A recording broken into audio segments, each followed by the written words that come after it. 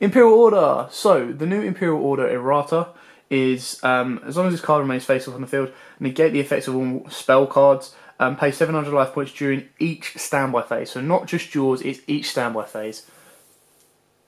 But the best thing about Imperial Order, right, let's say you go first, you open up with Imperial Order, you set Imperial Order.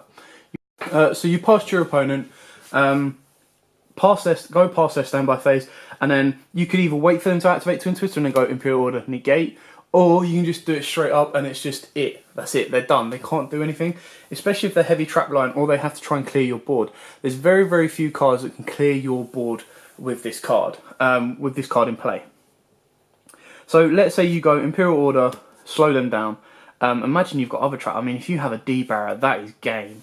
I mean, come on, your opponent normal summons almost like, cool, D-Barrier, stop you doing anything, my turn, draw, take 700 life points, cool, whatever, not fast. Build up my board a little bit extra, push, do a bit of damage, your turn. Over they go, they try and do the board, they still can't clear your board, and over you go. Yes, if they get Trident on board, they can pop it. But again, if you're locking your opponent out, this is just one card lockout.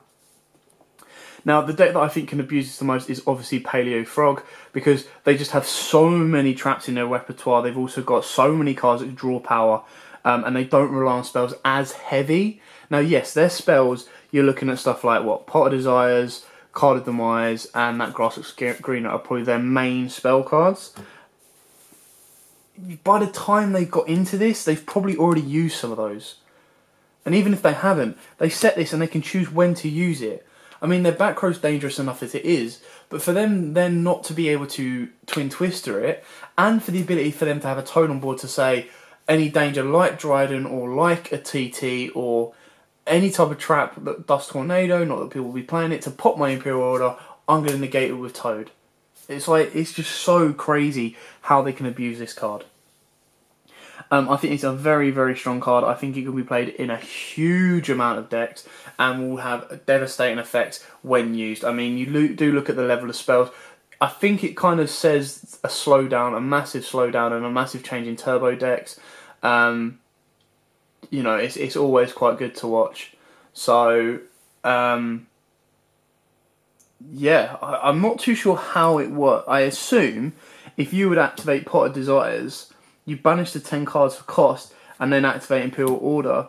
I suppose it negates your Pot of Desires and you've just lost 10. And exactly with that grass, but obviously with that grass you want to be sending your stuff anyway, so you want to be doing this before the activation. If you like that video, why not check out our other videos available? We've got more deck profiles, pack openings, and of course duels. And don't forget to click on the most important button of all, that subscribe button, right in the bottom left hand corner.